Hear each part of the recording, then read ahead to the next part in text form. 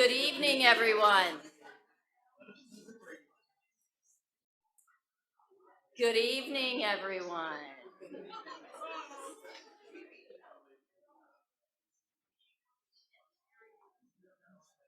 Good evening, everyone. So we're a few minutes late for the Zoom people, so if you're out there in the world, we're sorry. We're just having so much fun catching up with one another. Thank you for joining us on this hot evening. So I'm delighted to say our air conditioning is working. So I just want to say thank you for joining us this evening. I'm Jill Berry, the Executive Director here at Morven, and we are very much looking forward to hearing from Greg Nobles, author of the newly released book, The Education of Betsey Stockton, available for sale in the lobby if you did not pick up your copy already, and our Deputy Director and Curator, Beth Allen. This program is being held in collaboration with the Princeton Theological Seminary's Betsey Stockton Center for the Black Church Studies, and we thank Dr. David Lattimore, its director, for its support. So Dr. Lattimore's with us tonight. Thank you. We are also hosted tonight by local historian, noted resource for Greg Nobles' book, and Princeton fan favorite, Shirley Satterfield, president of the Witherspoon-Jackson Historical Cultural Society.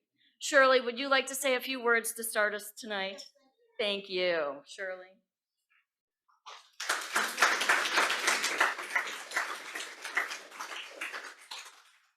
Good evening, everyone here and everybody on Zoom.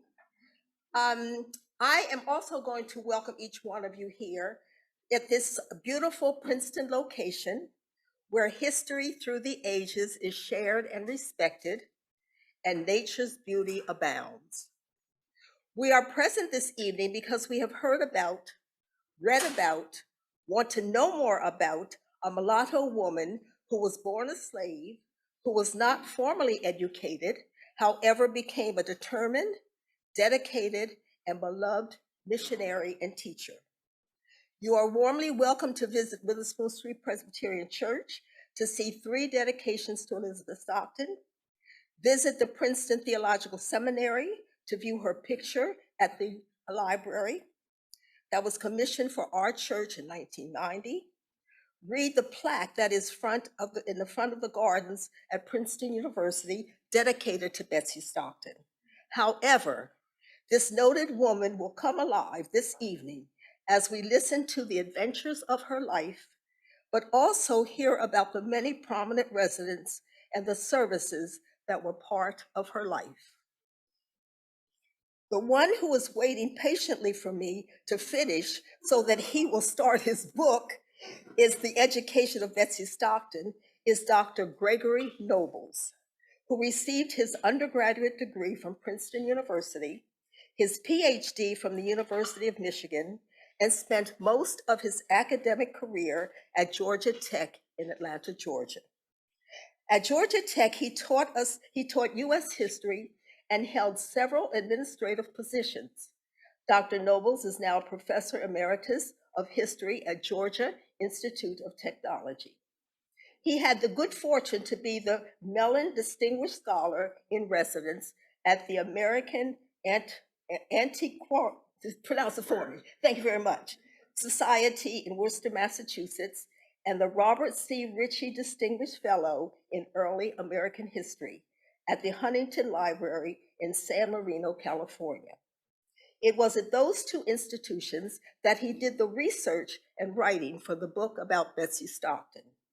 Now is the time to sit back and enjoy the life, the times, and the contributions of this valiant woman. I proudly welcome Dr. Gregory Nobles to share his story about the education of Betsey Stockton. Dr. Nobles.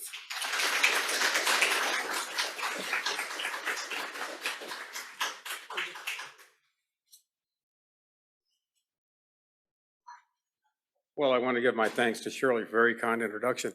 And my thanks to all of you, both who are here physically and those who are here virtually, or somewhere virtually. Princeton is a town of important institutions, many important institutions. And I want to highlight some of those institutions as I give thanks to some of the people of those institutions who have really been very helpful to me in my work on this book. Certainly tonight, we have Morven. And I'm very grateful to Debbie Lampert-Rutman, who first reached out to me about giving this talk and having this event. She's no longer with Morven. She may be with us tonight virtually, but I'm very, very grateful to her for taking the initiative.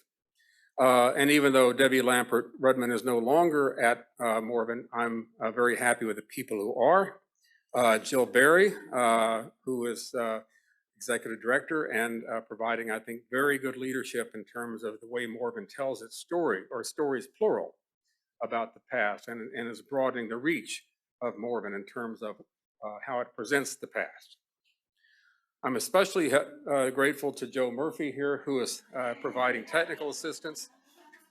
This is always one of the great sources of anxiety every time one gives a talk. So thank you, Joe. And my co-conversationalist tonight, Beth Allen, who's going to be with me in a few minutes. But Morven is a wonderful site. It's great to be here, and I think we had this wonderful space for us. I want to say another word about Witherspoon Street Presbyterian Church, where I've always been welcomed when we go on for Sunday services there. Reverend Lakata Majumbi has been very generous. And again, Shirley Satterfield has been one of the real pillars of that church. In fact, I think that Shirley Satterfield and her work at Witherspoon Street Presbyterian Church and in the Witherspoon-Jackson neighborhood really does carry on, I think, the legacy of Betsey Stockton as a community activist. I'm really proud of her for that. Yes. Our neighbor from across the street has already been introduced, Dr. David Lattimore from the Betsey Stockton Center for Black Church Studies at the Princeton Theological Seminary. And as we'll probably hear tonight, both the Witherspoon Street Presbyterian Church and the Princeton Theological Seminary have a long and sometimes complicated history together. But I think that history is much better now. And I'm just so impressed with what Dr. Lattimore is doing at the Betsey Stockton Center. He's been here just about a year. I like what he's doing. I know I have great hopes for what he's going to do. There's a thing. And you can't talk about Princeton without talking about the university. I've chosen this slide, an image from the 18th century, because it shows the president's house.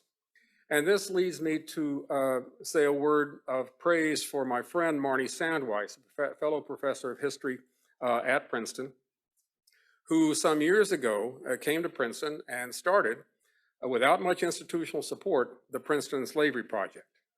And that project has gone on now to create some 900 pages of web documents, both essays by students and scholars, primary documents. It's a wonderful resource.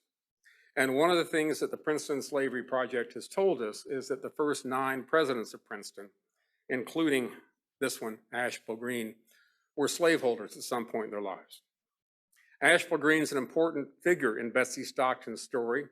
It was his household in which she was first given as a child, as an enslaved child. But he remains a point of connection with her throughout his life and throughout her life. Betsey Stockton joined what was then the First Presbyterian Church in Princeton in 1816. Here is a document I doubt you can read, but it says Betsey Stockton, a colored woman living in the family of the Reverend Dr. Green, applies for admission, and the session grants her a full membership. And that's an important point in Betsey Stockton's life. For one thing, joining the church. Second of all, it's the first time I've seen her use the name Stockton, and we might talk about that later. But after all the institutions here in Princeton, educational and religious institutions, there's one other institution that I think is especially important to keep in mind, even though some people find it uncomfortable to do so, and that is the institution of slavery.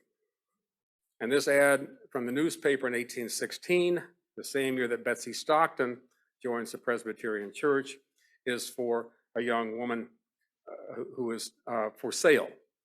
And that's the other side. Both she and Betsey Stockton are about 19 years old at this time. Elijah Slack, who was making the sale, happens to be a Princeton faculty member. And I think that it's slavery and the legacy of slavery, the continuity of slavery, that really hovers over Princeton throughout the years leading up to the Civil War. It's a question, an issue that hovers over the North as well as the South, and I think it's important to make that distinction that both regions of the country still accommodated slavery to some degree. And that is, I think, largely the context in which Betsey Stockton and fellow members of the Black community in Princeton lived in the first half of the first 60 years, first 65 years, frankly, of the 19th century. Slavery was abolished in New Jersey in 1865, and not until then. And I think it's important for all of us to keep that in mind, to see, or at least to try to imagine how that affects the minds of other people living here in Princeton at the time, both Black and white. And with that, I think I will give one more last picture of Betsey Stockton. There she is, and this is the only photograph we have of her, done in 1863, just a couple of years before she died. But I think it's important to keep that image in our mind. And as we talk about her tonight, perhaps you can visualize her as well. And with that, I think it's time for my colleague, Beth Allen, to join me in conversation, and then we'll have some conversation with you. Thank you.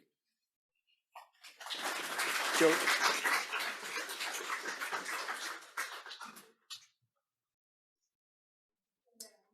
Yeah, bear with us for a moment.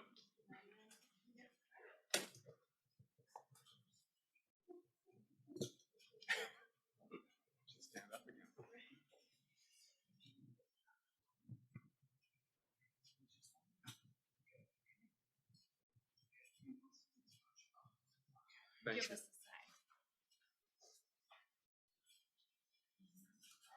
We're good? Okay, great. Hi, everyone. Hi. Love it.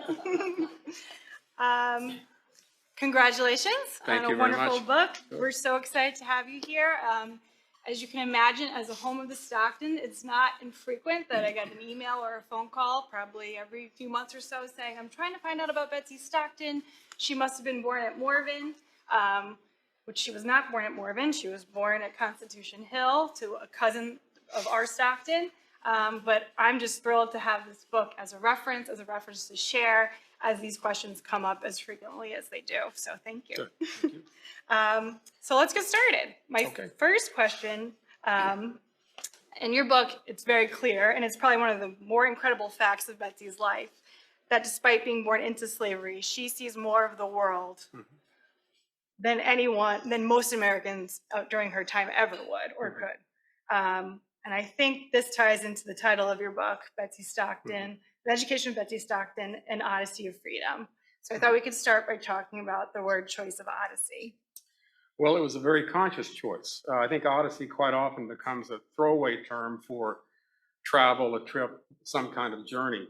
But I want to use odyssey here in the way that Homer did in writing about Odysseus. And that is that an odyssey is a trip, yes, a long trip, but one that's full of threats and dangers and obstacles and challenges. Odysseus doesn't just sail home from the Trojan War to go back to his wife. He's threatened all along the way. And I think that is something a point I want to make about Betsey Stockton herself. You're right, she travels more than most people, enslaved or free, in that period of time. I can give you a quick summary of where she goes, where she lives. She's born here in Princeton, yes, up the hill. She spends a few years in Philadelphia. She comes back to Princeton. She goes to Woodbury, New Jersey for 3 years. She comes back to Princeton. She then becomes a missionary and goes up to New Haven, Connecticut to get on a whale ship called the Thames, not the Thames, that they call it the Thames in Connecticut. She takes that ship with a group of Protestant missionaries around Cape Horn, all the way to what were called the Sandwich Islands at the time, to Hawaii. She spends 2.5 years there as a missionary. But then, for reasons I might go into, even though she plans to spend all of her life there, she comes back to the United States via London and arrives back in the US in 1826. She goes to Cooperstown, New York. She comes then to Princeton, to Philadelphia for 2 years, 1828 to 1830. with a little detour into Grape Island, Ontario, back to Philadelphia, and then finally winds up in Princeton for the last 3 decades of her life. It's an exhausting itinerary for her to have lived. It's the most exhausting itinerary for me to try to recount. But the point I want to make is everywhere she went, everywhere she lived was not just a point on a map, not just a point of travel. She had to contend with dangers and threats and challenges. She was a Black woman, and those 2 factors, I think, were very important wherever she went. When she was living in Philadelphia as a child, there were kidnappers, people who would spirit young people off the street, take them down south, and sell them into slavery. When she was in Princeton, it was a town, despite this rather genteel veneer that Princeton has always had, that was seething with racism. When she goes to Hawaii in 1823, Hawaii is going through an enormous set of cultural and economic and religious changes. King Kamehameha I had died. The missionaries had arrived in the early 1820s. Mariners and merchants in the sandalwood trade were there, and it was a very complicated and sometimes conflicted set of circumstances, and she was in the center of that. When she comes back to Philadelphia in 1828, she works in an infant school in Philadelphia, a school for 2 to 5-year-olds. That seems rather innocuous, but the context in which she works, I think we might talk about that, is white people sponsoring a school for Black children, a segregated, a separate, and very unequal school for Black children. And the reasons for that, I think we can talk about. Finally, she's back in Princeton. She comes back to Princeton in the 1830s, spends the rest of her life here. She is one of the founders of the Witherspoon Street Presbyterian Church. After she and many Black people had been, in a sense, ushered out of the white Presbyterian Church. She is the sole teacher in the Black public school for Black children. And again, it's a segregated school. It's a very separate school. It's unequal. And so when I think about Betsey Stockton and all the places she went, I also think about all the challenges, all the obstacles she faced there. And that's why I think the term Odyssey is very important and effective here if one understands it correctly. Yeah, I mean, when you and I first spoke, I had just read the section where she gets to Canada. Yeah. And it was just like, she had to have been so brave to say, okay, I'm going to travel to Canada alone and basically show up. And it's basically a settlement of tents at that point, right? I mean, to be the only person to arrive, not only just a female, but a Black female had to be. Right. So and a single female at that. Right, alone. I mean, so much of her life, she's alone, it seems like, with her own support groups, but a single person.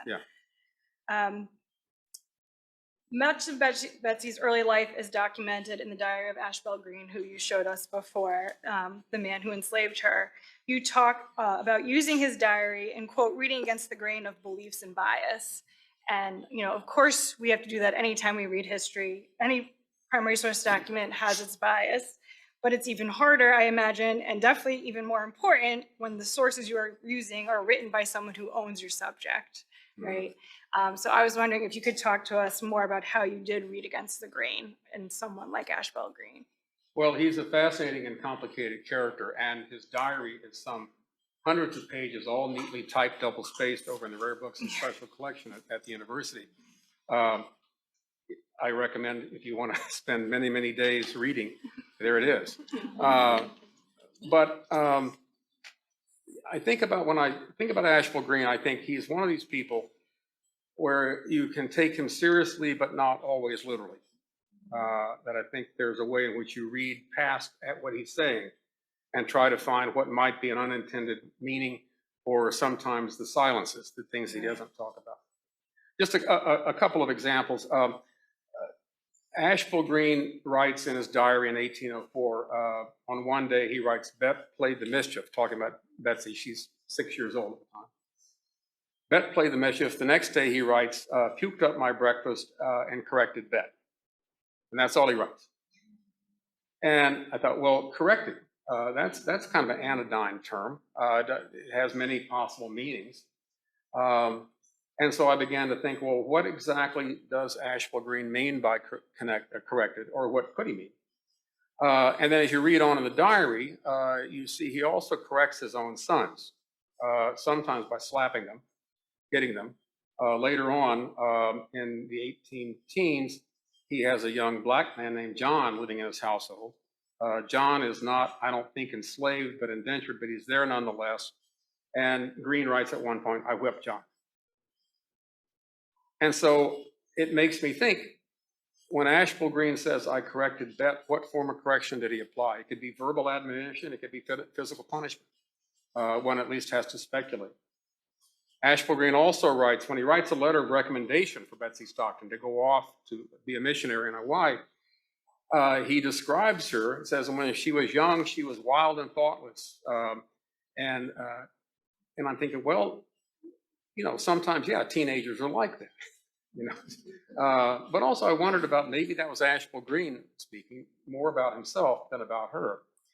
Asheville Green is president of Princeton from 1812 to 1822, and this is repeated in his diary. The boys, and they are boys for the most part, are giving him an enormous amount of trouble. They're exploding what he calls crackers, which are logs filled with gunpowder. They're big bombs, basically. They're burning down the privies. They're attacking him verbally and sometimes almost physically. And there he is living with these young men who are causing him so much trouble for the most part.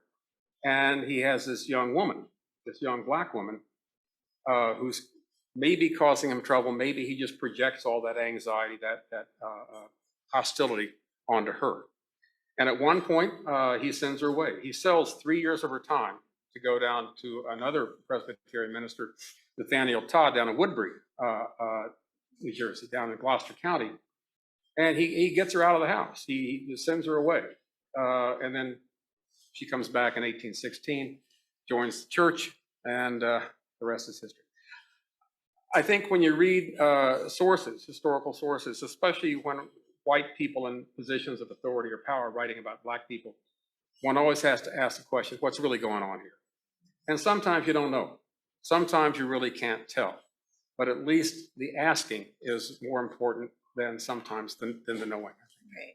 I mean, it's also the deafening silence, right? That this woman lives with him for how many years? And it appears in the diary, but if someone was living in your house, how often do you think it would be a daily mention? It's essentially she's living in this household as part of the family, not treated as family, but as in the privacy of a family member. And so it's that silence that's also telling of she's not mentioned. And the president's house, where Asheville Green and Betsey Stockton lived at the same time, is only 8 rooms. Exactly. And I tried to imagine how many times during the day did they bump into each other? Did they talk to each other? Did she overhear him talking about religious or political issues? What was the informal education she got, just the kind of hearing and being in the house? What was that relationship like? And with that kind of physical proximity on a day-to-day basis, even though, yes, she was technically a servant, but she was also a very ambitious young woman, getting into his library, reading his books. And I think, again, I always used to tell my students that the most important tool of a historian is imagination. You got to wonder what's going on in the past.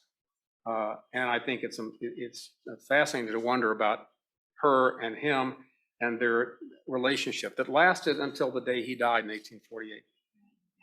Yeah, I think the physical space is important. It's something we try to do in our building too. The forced intimacy that enslaved people endure by being forced to live in your household. And that, sure, we call this a mansion, but it's not a mansion in the sense of that you can't walk 2 feet. You're going to be constant, as you said. How many times did you pass each other and speak in conversations overheard?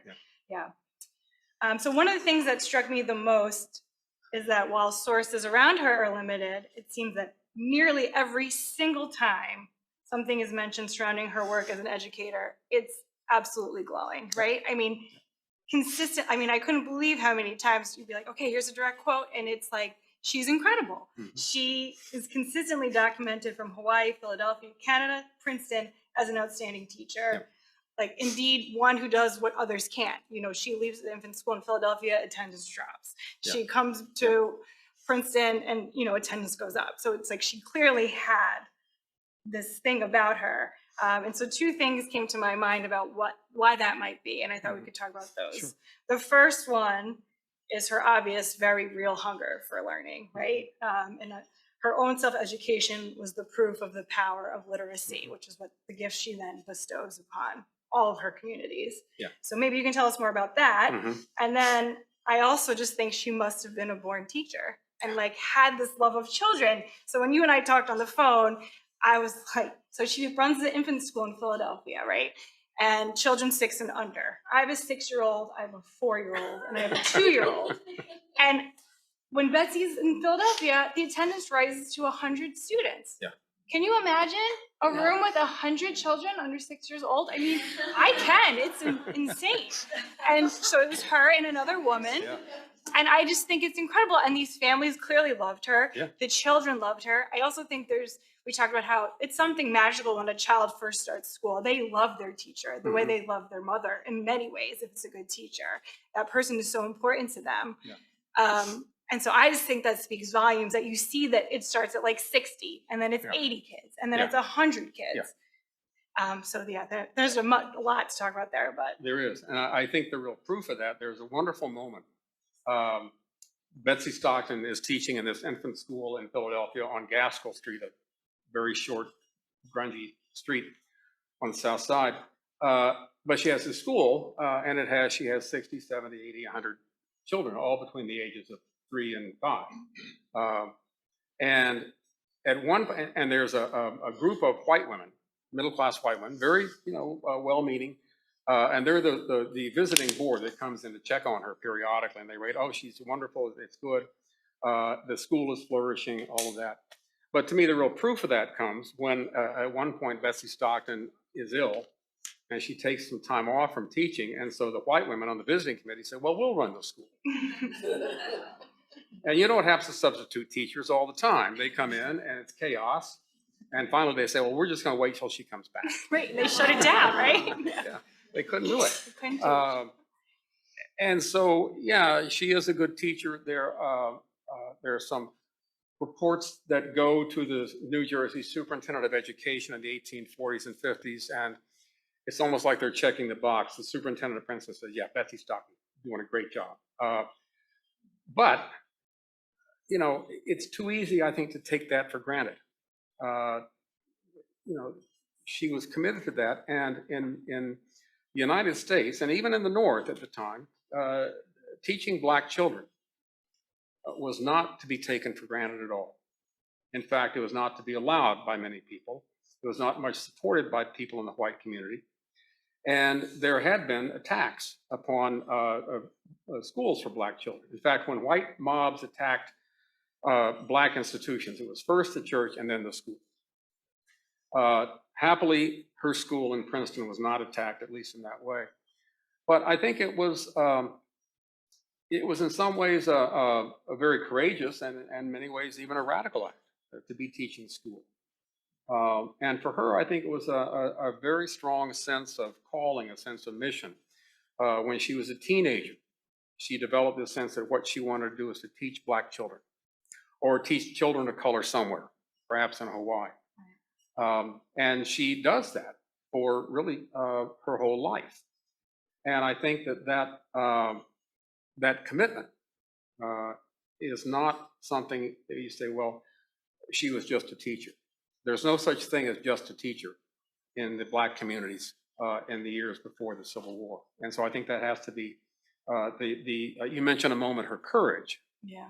I think the courage and commitment just by hanging in, by doing that year after year, teaching regular school 5 days a week, Sunday school on Sundays, her life is dedicated to the children of the Black community, and what she's teaching them is not just literacy alone or the ability to do numbers. It's giving them tools that can empower them as they live their lives, and tools that enable them in some ways to resist the racism they're facing. Literacy is until you don't have it, or it's remarkably important. And I think for those of us who grew up in a society where literacy is taken for granted, where everybody is taught to read and write. To think of a society in which that's not the case. In 1860, the United States Census records, for Princeton, records all the demographic data, but the last column is unable to read or write. And there are over 100 Black people in Princeton out of a population of about 600 Black people that cannot read or write. And Betsey Stockton is changing that. That's her career. So maybe we can talk about her literacy. Yeah. So I think for many years it was like, oh, Ashbel Green took her under his wing and taught him to let her use his library. Yeah. But again, reading against the grain, someone taught her to read, obviously. Yeah. But then maybe you can talk about her own self-education, which is. Well, I think it was self-education. One of Green's sons did apparently give her some assistance. Wasn't Ashbel Green himself. And I think she had access to his library, again, in this very small house across down the street.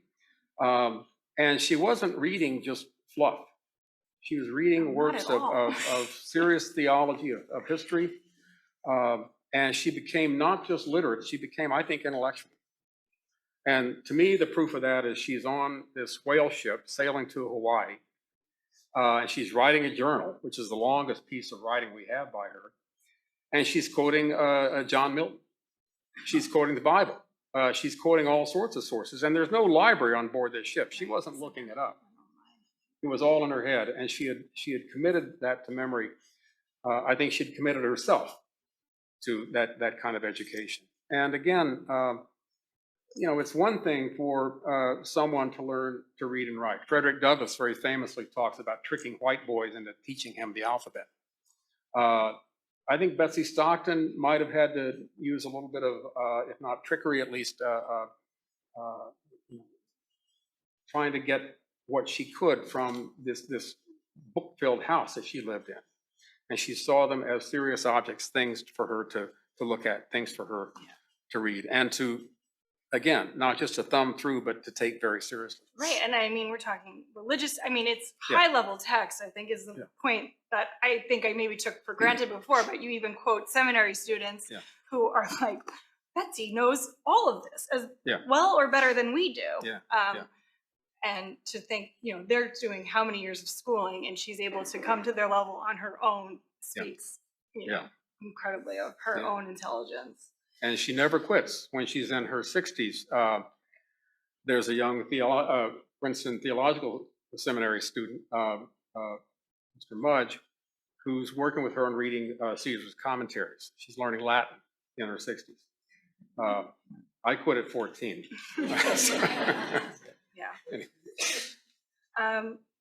So I'm going to take us back to the infant schools because I was surprised to learn that they take us to the nexus of an important movement in this country, colonization. These schools even had a catechism around colonization. You quote one that specifically mentions Liberia, which I just was not on my radar at all. Princeton and Morven have incredibly strong ties to colonization. Our second and third generations were both involved in the New Jersey Colonization Society, which was founded 198 years ago today, July 14th, 1824. Commodore Stockton, our third generation here, sailed to Africa for the American Colonization Society, took land that became Liberia. So we talk about colonization a lot here, but I had no idea of its connections to these schools.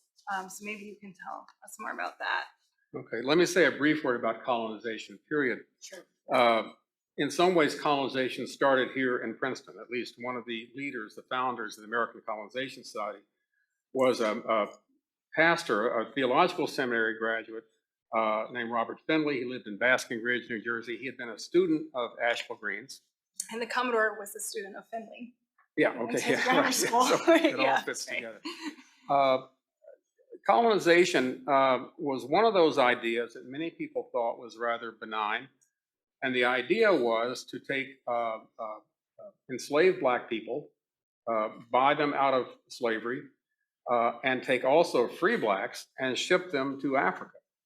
At the time, people said back to Africa, where these people had never been, but to ship them to Africa. And basically, the benign side of that, the more positive side of it, said, people said this is a society that is or black people will never have a chance.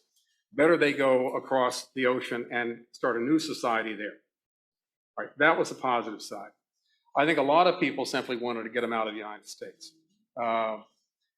And to me, the most compelling example of that was Matthew Carey, a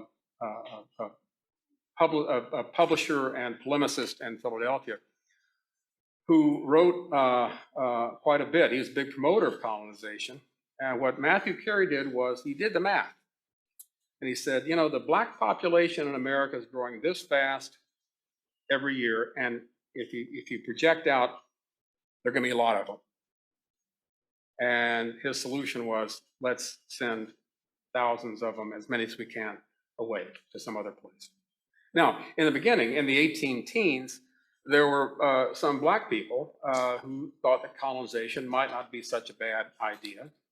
But within a couple of years, most black people, especially ordinary people, said, no, why are we being asked to go to someplace else? Why are we being asked to leave this country in order to make white people feel better? And so I think I see a kind of divergence between people who supported colonization, white people like the Commodore, like Matthew Carey, and black people who began to say, this is really a very, very bad idea. We don't want to do it. And it becomes kind of a litmus test to me in the 1820s and 30s and 40s, really up until the time of the Civil War. It was an idea that had a good deal of attraction to white people, including briefly Abraham Lincoln. But black people, I think, figured out pretty early, this is not good for us. So the connection you asked, I'll get back to that. Right. Thank you. That was a good point to explain the history Okay, of colonization. well, yeah. Well, Matthew Carey, whom I mentioned, was a promoter, a Philadelphia publisher, promoting colonization. But he was also the main promoter, the main instigator, and the driving force behind the creation of the infant schools in Philadelphia. And again, this was a movement to create education for kids between the ages of 2 and 5. It started in England. It used the methods of Johann Pestalozzi as opposed to the Lancastrian method. I won't go into that. It's kind of like Montessori school, okay? And so when I was thinking about Matthew Carey, who was promoting infant schools, 3 for white children, 1 for blacks, and they had separate funding, separate fundraising, they were separate institutions, and Betsey Stockton was the main teacher in the Philadelphia infant school. And I began to scratch my head and said, well, what is Matthew Carey up to here? He's promoting colonization, he's promoting infant schools. Is he trying to educate young kids so they'll be good subjects for colonization? He doesn't really make that connection explicit. But again, when you read against the grain and you think, what's going on here? You begin to have some questions. But then I look at it from the other side, and so why are these black parents sending their kids there? Not because it's Pestalozzi in education as opposed to Lancastrian, not that at all. It's a safe place. It's a place for their children to go during the day while the parents are out working or looking for work. It's a place where they can get some education. It's a place where they can be safe from the streets of Philadelphia, again, where kidnappers were there. And I think it also became kind of a community institution. You know, we've all been involved in taking kids to school. You drop them off, you pick them up, you see other parents, you talk, you have ideas, and you learn about your community. And so I see Betsey Stockton's infant school not just as a kind of pre-K place for children, but as a community institution that served a similar purpose to that of black churches. Yeah. And I think it's important, again, when we talk about schools for black children in the North and in the years before the Civil War, to think about them as community institutions, not just educational institutions. It involves parents and children alike. Community. Yeah. At one point, you write about how people suggested you write a historical novel instead of a nonfiction biography. Yeah. Personally, I'm very happy that we have this scholarship before we have a novel. Yeah. But you can understand the desire to, fill in the blanks where you might. But I thought maybe we could talk about why it's so important to have historical documentation of Betsey's life. And I thought we can talk about this in the context that you bring up of her not being a dramatic hero like Yeah, yeah. Harriet Tubman, but as you point out, it's the everyday determination. That's where her valor comes through. And you talk about persistence as a form of resistance. Okay. Yeah, and thank you for saying I don't have to write a novel. But anybody wants to can, please. Actually, I've heard that there's going to some people up in Cooperstown are thinking about writing an opera about Betsey Stockton. That would be great. I've seen Betsey Stockton poetry, children's books. Some people have suggested a movie, which would be lovely. I have the first scene already. But you know, hers is not a story of heroism in the way that we normally think about it. And yeah, we think about those figures in the pantheon in the years before the Civil War. Harriet Tubman, Frederick Douglass, Sojourner Truth, people like that. People that everybody, most people, many people now seem to know and understand their importance. And yet those people were always on the move. I mean, Harriet Tubman back and forth from the north to the south, Sojourner Truth living all over the northern United States, Frederick Douglass traveling as much as he could, you know, as a great orator, a great spokesperson for the abolitionist movement. So that's important work. But they're always on the move, and Betsey Stockton is here in Princeton, New Jersey for 3 decades, teaching school. And I think that needs to be recognized. I think that kind of work, that kind of commitment, that kind of tenacity, it doesn't put her in the heroic category of Tubman or Douglass or Truth.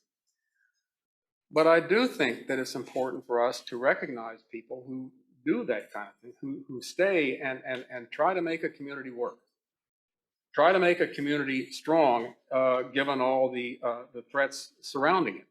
And I will tell you, in Princeton, New Jersey, in the years before the Civil War, there are many threats. Not to get too much into education, but Princeton, the College of New Jersey at the time, about half the student body came from the South. It was a conscious recruitment attempt. They knew they couldn't beat Harvard and Yale with Northern students. So they started recruiting students from the South, from slave-holding families. And those young men came up here, not with their enslaved companions, but with slavery as part of their background. And they had a very profound effect upon the college, and I think upon the larger community. And there are numerous cases. I cite many in the book. The Princeton Slavery Project cites even more about attacks upon Black people and Black women by young boys, white boys from Princeton, most of them Southerners. And that, again, is part of the political context, the social and cultural context in which she lived. And when I think about the Black community in Princeton in those years, which approached about 20% of the town's population, which is very big for a northern community, I think it's got its own institutions, it's got a couple of churches, it's got a school, it's got strong people, one of whom, of course, I think is Betsey Stockton. But it's embattled, it's encircled. And so I think that, again, to see what she does as part of that larger picture of what's going on in this town. Yeah. Well, and you said 6 days a week she's working for Yeah, all those years. Yeah, no And she's kidding. probably working on Saturday too. Just certain things we don't know. Teacher prep. Right. So we have time for, I think, one more question, Okay. and then we'll open it up to everybody else. As a museum, we're always interested in the power of an object. Yep. And in your forward, you talk about how Betsey, in her will, she left all my library, books, letters, and other papers to Charles Samuel Stewart, Mhm. her very close friend. Mhm. But only one of those books is known to survive. Yes. And you And got to hold it. I have to give a shout out to my colleague Joe Falcone, who owns that one book. It has Betsey Stockton's signature in the flyleaf. Joe, can we show that image? There we go. I'll talk a little bit about the book itself, but what I think is striking here This is probably from the late 18 teens, after she comes back to Princeton in 1816. She acquires this book. Is it a gift? Did she buy it? I don't really know. But she writes her name on the flyleaf. And to me, that's a striking act of possession by a woman who had been considered a possession herself earlier in life. It's her book. And what's striking about this book, I've actually read it. Thomas Brannigan was an author who published a lot of books in the early part of the 19th century. This one is, when you go through it, it's kind of a compendium of world history and biblical history and all sorts of information. It's kind of a little bit of an encyclopedic book. But what's striking about it is there's a preface, an introduction that's directed to parents and children and teachers. And it says, parents, you know, your greatest obligation is to raise those kids right. To children, he says, you better be right or you're going to wind up going to hell. But then it says to teachers, you have this remarkable responsibility to society. Betsey Stockton has this book when she's in her late teens or around 20. And I think that message that Brannigan sends to people who read just the preface, I think she can begin to see herself and see her calling as a teacher there. See it underscored by this man, what an important social activity it is. And of course, at a time when her other employment prospects might be cleaner and ironer, that's sort of the standard job for women or a servant. To think about becoming a teacher is a very important step, a very important self-challenge that she lays for herself. And so when I see Betsey Stockton's signature on this book, and Joe very kind of let me hold it, which was a remarkable moment. Thank you, Joe. I see, again, it's not just writing her name in the book the way I do, say it's mine. I mean, she says it's hers, but it really means something to her. You know, you talk about objects. When Betsey Stockton makes out her will in 1862, yeah, she leaves all of her books and papers to Charles Samuel Stewart, her fellow missionary, a white man with whom she went to Sandwich Islands. She leaves her clothing to a woman who is one of her fellow Sunday school teachers, Emmeline Brazier. And she leaves her clothing to Emmeline Brazier, who is a single mother of 2 children at Witherspoon Street Presbyterian Church. And I think, well, again, how do you interpret that? Leaving your clothing to someone, yeah, that has monetary value. You know, you're giving them something that they can use. But I think it also has a kind of psychic and emotional value. It's, in a sense, saying to this poor woman who's a washerwoman with 2 kids and no husband, here is my clothing for you. Wear this in remembrance of me. And I think that we don't have that clothing anymore. We don't have Betsey Stockton's books and papers. I really wish we did, and someday I know they're going to fall out of the sky and I'll be another book to write. But I think that, again, you know, books and physical objects are not just things. They're things to think about, things to put in a context, things to imagine what they meant to the person who held them and owned them. Thank you. Yeah. It's my pitch for museum. Yeah, thank you. That's exactly what I wanted. So I think we'll open it up to questions if people have them. Linda. Thank you very much Thank you. for your work and for your talk this evening. I'm wondering if, and I know it's a little early, but if she had any association with the suffrage movement, the feminist movement of the day, or if she had any affiliation with some of the other Black women intellectuals or writers, thinking of Frances Harper, Yeah. or Linda Brent, any of those people. I have to say they're not that I know of. And again, because there's no record of her correspondence or connections, I think she had a very strong relationship with the Black women in Princeton, you know, women at church. And I think it's fair to say then, it may be fair to say now, women ran the church. They were the ones who made the church work. The pastors were men, but the women ran the Sunday school. And I think that those kinds of local connections are very powerful for her. There was a moment in 1850 when the Black chapter of the Sons of Temperance came through Princeton in a parade. Again, they'd just been kicked out of the White Sons of Temperance, so it wasn't just a normal parade. It was kind of an act of, I think, defiant protest. And it involved not just the men in that organization, but the women as well. And I have to imagine that Betsey Stockton was there, that she did that. You know, we have the records of the women who met for the Sunday school meetings every Saturday, I think it was, quite often at her house. And I think that was her circle. If there was some kind of correspondence with other women elsewhere, certainly women who were prominent intellectuals, I've not seen it, but I'd love to if it existed. Thank you, though.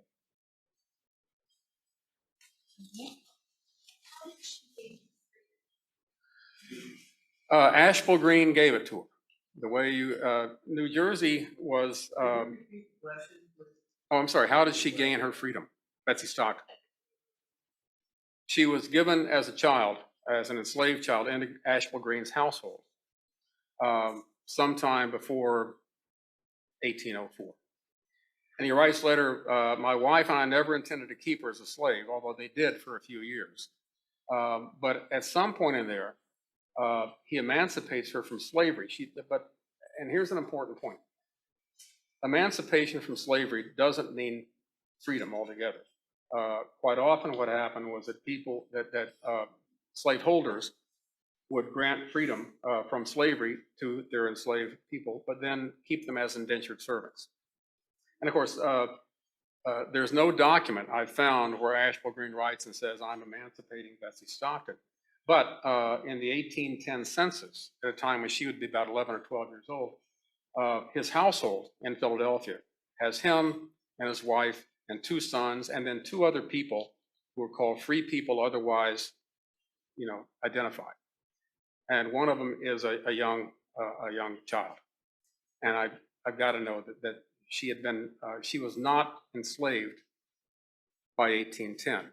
She was not altogether free either when she came to Princeton in 1812, along with Asheville Green when he becomes president.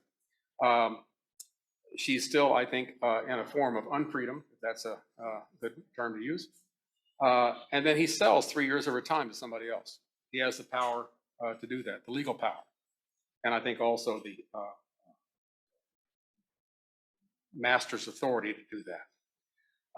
And so by 1817, 1818, she is out of her servitude. She becomes a hired wage earner, saves her money, and then decides to go off to a mission somewhere, and it turns out to be the Sandwich Islands. Liza. With regard to this slide, there's a name Richard Johnson. What's the significance of Richard Johnson on that page? Yeah, Stephanie Schwartz is here. There she is. Yeah, they're good. Yeah. I've been puzzling over that one, Richard Johnson, and he adds that, you know, just to make sure, he says at Dr. Green's, you know, again, she's Betsey Stockton. This is my book, but he writes in, she's also at Green's house. She's not completely on her own here. He is, I think, is he a friend or acquaintance? He's a. I'm trying to remember. Okay. No. Why would you take her book and write his name and her address? Yeah, that's puzzle. Joe, do you have any thoughts about that? No thoughts. Okay. Joe Falcone and Stephanie Schwartz and I will puzzle this later and try to figure it out. A mystery to solve. It's a good question. And this is why, no, you get physical object and you say, what's going on here? Why is it like this? Right. And why did he see fit to write that? I don't know. Where did she live in Princeton when she came back and was a teacher?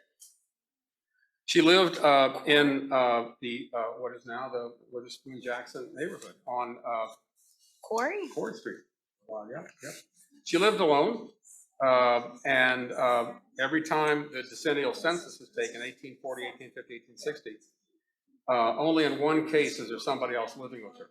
But she's a household of one, with, I think, as I say, a household of one with a huge family. But no direct, no husband, no children. That was a choice that she made, I think, early in life and kept it throughout. Shirley. Go ahead, Shirley. Yeah, I live on Quarry Street. I'd like to know where on Quarry Street. I was going to ask you. I'll find out. But I know she did start a Sabbath school at the school. Yeah. And when I was doing research about our church, I saw her Sabbath school records. Mhm. But I can't remember whether it was Mudd Library or the University Library. But I can go back and do more research. It's the Theological Society Library. Oh, the Yes, Theological yeah, Seminary yeah. has it now? Yes, they do. And it's the records of the Sabbath school, Yes. all the women who were there, and all the young men from the Princeton Theological Seminary who come there as superintendents and are sometimes, I think, a real problem. I'm sorry, Dave. He has a Yeah. question. Do you have an idea of the length of the journey on the whale ship to Hawaii? Well, it's still the same distance. So It's no, long. it's 5. Well, it's 5 months. I know that. At least 5 months. And she does keep a journal. Actually, there are 4 people on board the ship who keep journals. She does, Charles Samuel Stewart, Levi Chamberlain, and Louisa Ely, which is great because then you can compare the journals for particular days and see what's going on. That's cool. And so she keeps, and it's available online. You can find it. Just type in Betsey Stockton Journal. So, and she writes every few days. Sometimes she'll just say, I don't have time to write. I'm taking some time off here. But it's a remarkable document. And this is why I wish we had more documents written by her, because she's quite a good writer. And she writes about her own spiritual anxiety. She feels that she's somehow falling away from her spiritual commitment.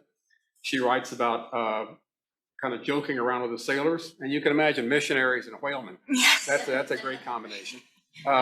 It's a great part in the book, actually. Yeah. Yeah, that back and forth. And she is, again, you can kind of read a little bit against the grain of Betsey Stockton. She doesn't write about any of the other white women on the ship, except for her friend Harriet Stewart. She does write about some of the sailors, because all the missionaries are trying to convert the sailors, which is a tough case. It's a 5-month trip. It's hard, physically hard. I mean, she's sick a lot. And she's low. I mean, you capture that really well. Like, she's feeling depressed. And you're Well- like, yeah, I would be depressed too, to Yeah. be on the ship for this long.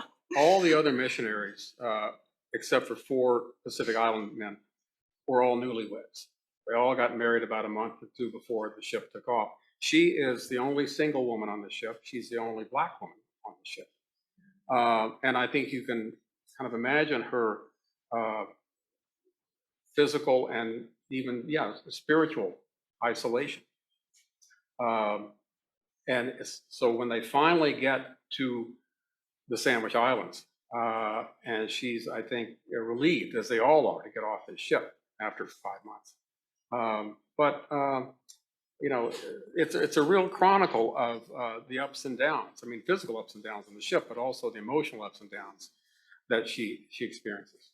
And it's a good read. Were some of the other missionaries Princeton students, theological seminary? I think Charles Samuel Stewart is the only one.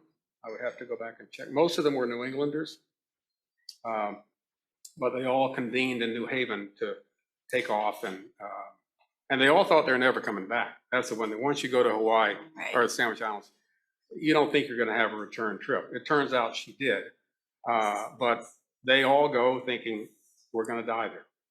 And like actually say it. You quote Oh, thing. yeah, Even no, the that- Ashbel Green's like goodbye forever. Yeah. You got a question over here? I think she was, I'm almost pretty sure she was the only unmarried missionary. She was for a while, yes, that's true, she was, yeah.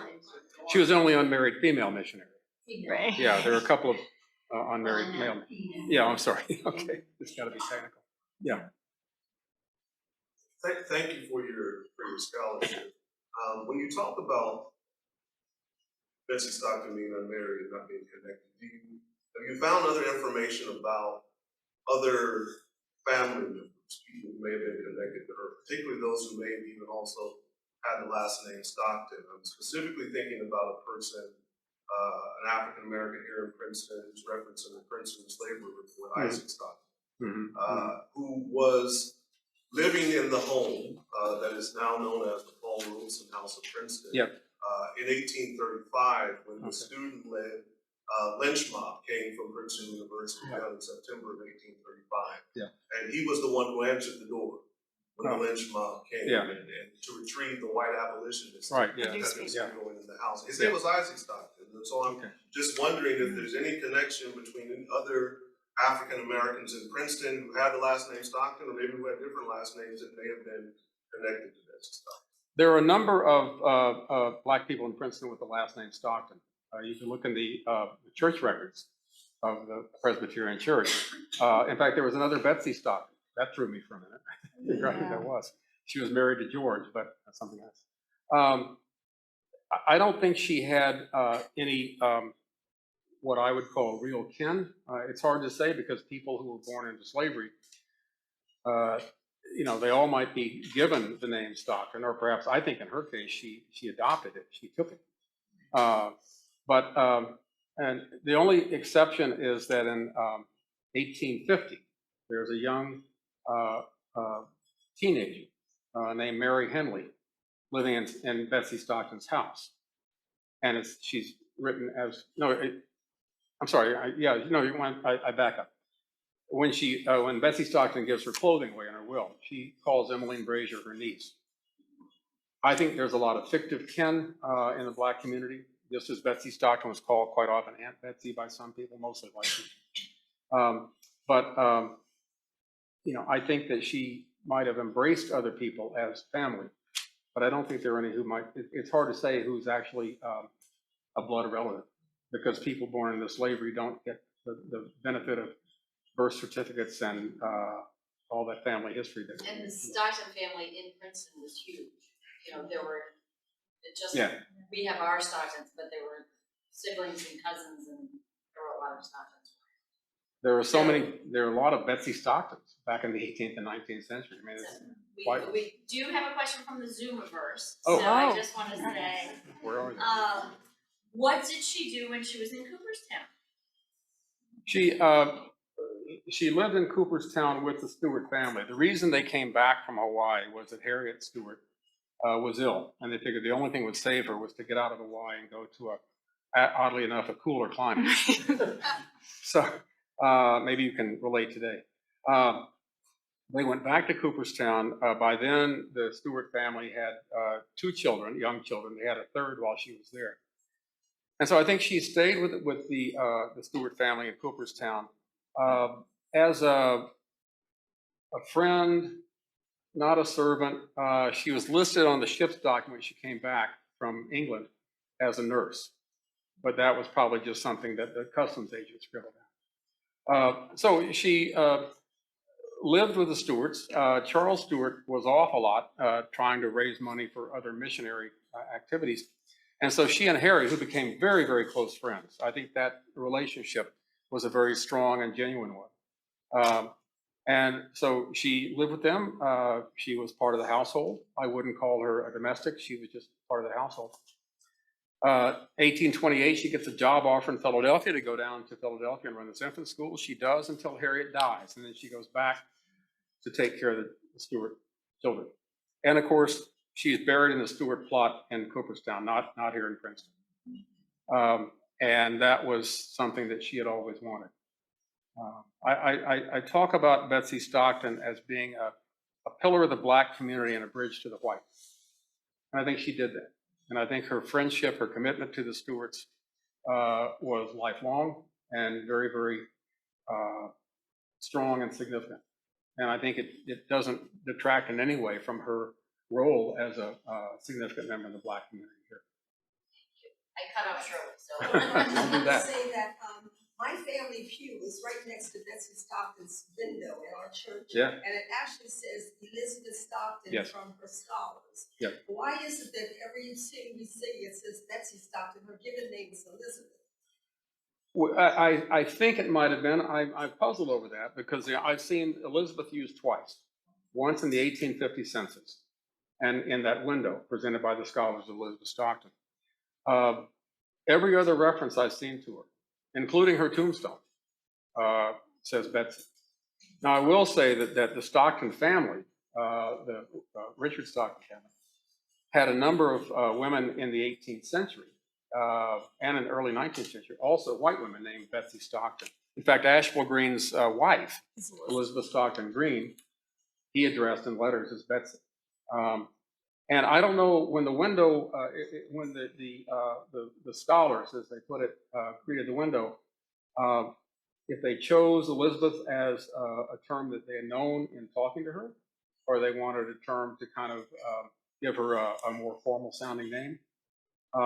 But I will say that that window and the reference on the 1850 census are the only two times I've ever seen the term Elizabeth. And I don't know whether that was, her choice or that of other people. Yeah. Thank you for being here. Sure. Kind of a question in the statement. You referenced Betsy Stockton's curiosity, her courage, her intelligence, and her intellect, her odyssey. The relationship between her and the educational institutions here in Princeton. Mm-hmm. And then you also have spoken about the Witherspoon Jackson neighborhood. Mm-hmm. And the fact is that that neighborhood, after Betsy Stockton, and even to this day, has tremendous sustainability. Mm-hmm. And like Betsy Stockton, can be boasting about entrepreneurs, Mm-hmm. business people, Yeah. institutions, Yeah. fraternal organizations. Yeah. The Witherspoon Jackson neighborhood is an 8-block island. Mm-hmm. And there's so much history and goodness that comes out of that neighborhood. And I'm wondering, to what extent can you trace Betsy Stockton's influence, not just on the church, Mm-hmm. but on the people in the neighborhood, and how she might have been the catalyst for things that happened after her death. Yeah. And what still goes on there today. Okay. Let me say two things about that. First of all, I think that her influence was primarily as a teacher. She educated children and adults. I think her major contribution, besides whatever she might have done for individuals, was to be a teacher, to bring the power of literacy and intellect to this community, which had not been offered it in the past. So that's an enormous achievement. But I think your other point about the viability, sustainability of that community, I mentioned that most of the women on the census rolls were listed as servant or washerwoman, but there were a number of people in the community. Anthony Simmons, her fellow church member, who he's always listed in the census as confectioner, but he's a very astute real estate man. And when he, in 1860, he has $10,000 of personal property, which is a huge amount, more than most other white people. And when he dies, he leaves some of that to the church and some to Princeton University or College of New Jersey. And he's a very significant figure. Peter Scudder, who was called Peter Polite, also ran a food, an eatery. But he was, again, an entrepreneur. He wasn't just running a bake shop. He was also into real estate. I think a fascinating project for somebody. No pressure. Well, you can pass on. Would be to look to try to unpack all the real estate and other financial holdings of people in the Black community in Princeton in the years, and how that then creates a connection, a bridge to the post-Civil War era on up to now. I think what we can all find fascinating is that slavery was real, racism was real here in Princeton, and it was a horrible existence to be in. But the good news is that Betsy Stockton and others took the education incubation, if you will, and did great things with it in the Witherspoon Jackson neighborhood. So in a way, again, the good news is they were able to look at the education and the things that they could learn, and they took it back to as I said, the island, and built a wonderful lives for themselves. And I think for people like me who grew up here, we sometimes don't recognize or realize the greatness of the people in that neighborhood because we had everything we needed. Yeah. And that was because they intellectually are entrepreneurs, Yeah. businessmen, and became self-sufficient. I'll just make one quick comment. Paul Robeson writes very simply, says Princeton was Jim Crow. All day long. Yeah, but And to a great extent still is. But he also writes about the various connections he had with people in the community, people he considered to be aunts and uncles, even though they weren't, biologically aunts and uncles.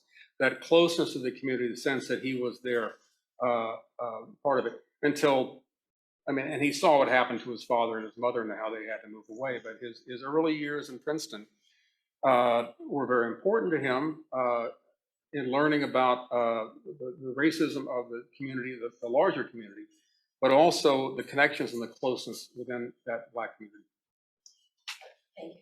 I just want to say Okay, thank so you very our much last- for your book because it brings it home. That's the first book I've read about Betsey Stockton where I could relate to the people who were in the book. Yeah. Usually it's her journeys or whatever, but I call her our first colored teacher. I had colored teachers in school for colored children. Yeah. But Betsey Stockton was our first. And I just want to thank you for a book well written about Betsey Stockton and our community. Thank you. Well, I will thank you for that. Thank you.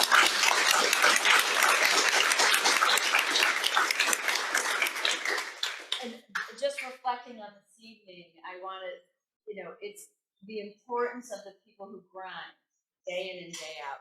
All of those children she touched, all of those families that it rippled through.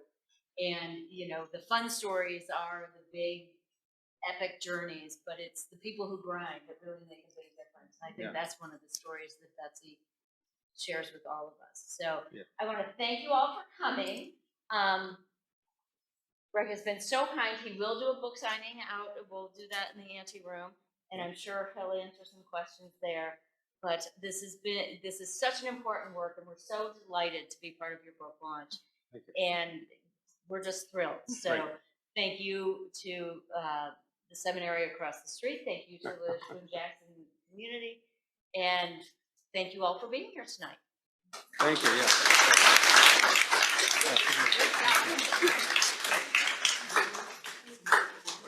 Don't bonk your head. Yeah, don't knock my head. I'm sorry. No, it's just like I was